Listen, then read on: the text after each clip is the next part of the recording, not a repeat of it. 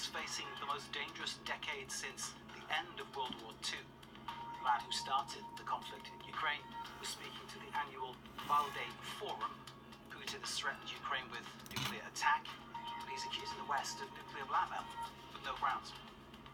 Making veiled threats of the use of nuclear weapons almost since the very start of his invasion of Ukraine, which he launched on February the 24th. Putin also criticized France for making public his phone calls with Emmanuel Macron. Russia's president says he wasn't forewarned. On the issue of energy, Putin says the oil price is not that important, that the allegation that Russia blew up the Nord Stream pipeline is crazy.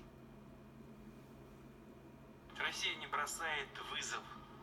Russia is not challenging the elites of the West. Russia is simply defending its right to exist and to develop freely. At the same time, we ourselves are not going to become a new hegemony of some kind.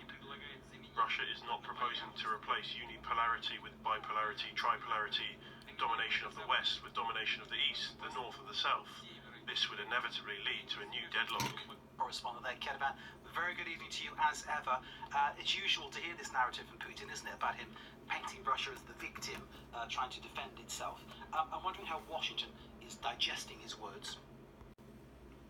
Well, the reaction from Washington coming from Karine Jean-Pierre, the press secretary, during the briefing, basically downplaying those words by Vladimir Putin, saying that there was not much new coming from the Russian, not much that they hadn't heard before, and more importantly, that this really for them did not change anything in how they saw the position of the Russians. She said he doesn't want Ukraine to exist as an independent, sovereign nation, and for her and for the White House, that this shows that there's really no real change in Vladimir Putin's strategic goals when it comes to Ukraine, despite all of the comments that are coming out of Russia. And so for the United States, there's really no change in their position towards Russia.